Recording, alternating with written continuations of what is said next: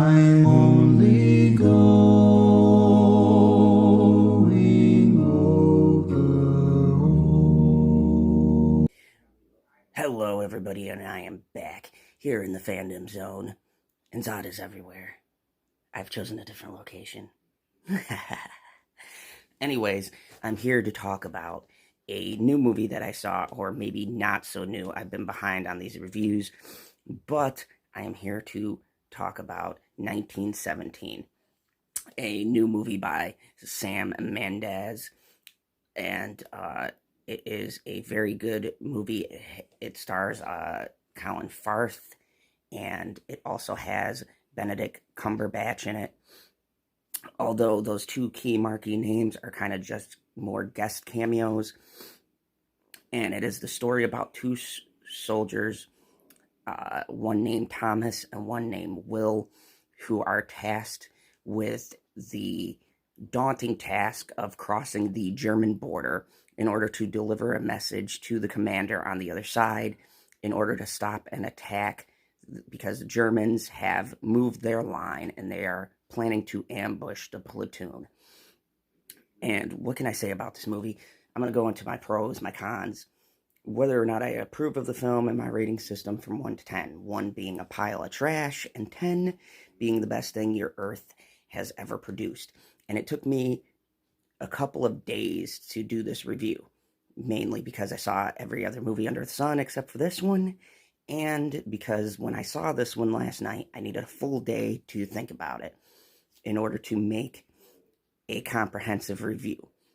So, seeing as to I was in the military, there was a lot of scenes in here that I felt would have affected my judgment on how I rated this film, because it was very personal when I watched it.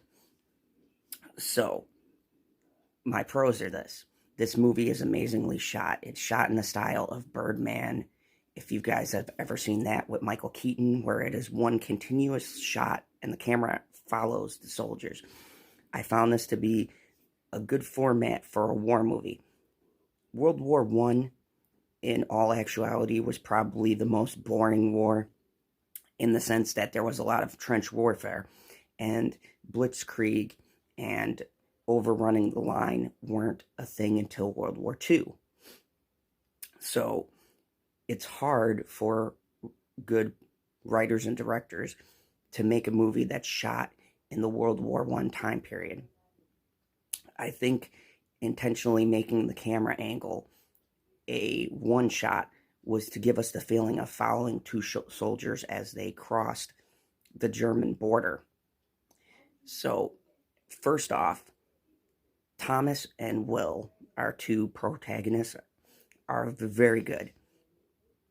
This movie hinges on their performance, and a lot of things happen, and I don't want to spoil the movie, but a lot of things happen that even just following them with really no one shooting at them for a good majority of the film, it was the little things that made this film very compelling. Now, the second thing about this movie is, and I hate to use this because John Campea uses this term overly, but it had a lot of emotional weight to it, especially the end of the film. The end of the film was very emotional.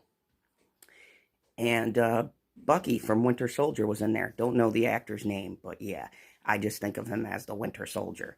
So, anyways, he does a great job too. But once again, all of the big stars are only in this movie for about like a couple of minutes. So, it's really weird that they have such big name actors who only make a short appearance.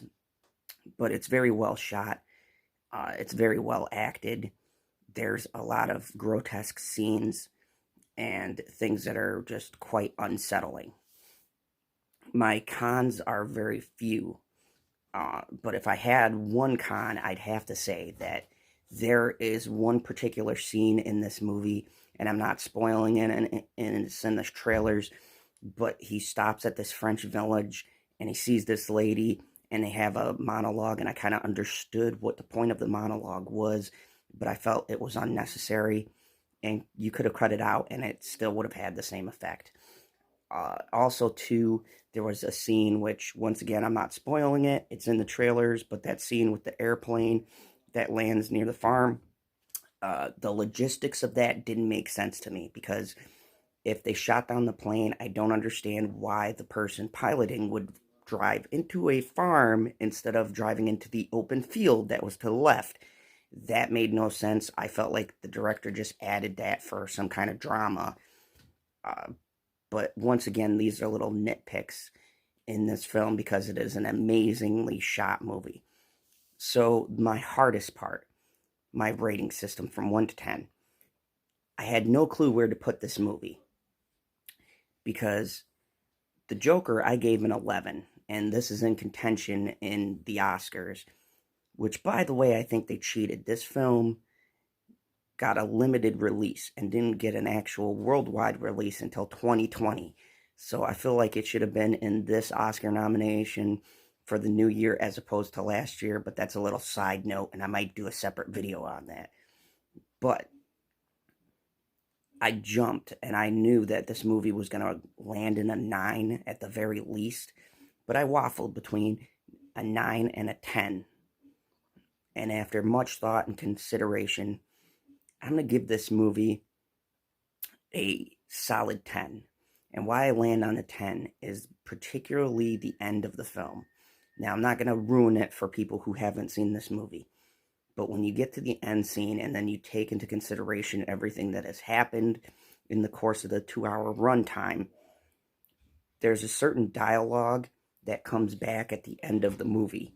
And I think it was a beautiful way to end this film. And honestly, Zod doesn't get emotional, but there were emotions flying everywhere, especially the last shot of this film. So overall, this is an amazing movie. Definitely go and check it out. I'm curious to see what else Sam Mendes does, but I give this movie a solid 10, and Zod approves. If you like this video, hit the like button. If you're new to the channel, hit the subscribe button. And as always, this has been the most earth-breaking, ground-shaking, but never media shill money-taking, the man, the myth, the legend, the most electrifying villain in YouTube entertainment today, General Zod. And remember the one and only rule here in the Fandom Zone: kneel before Zod. I'm only going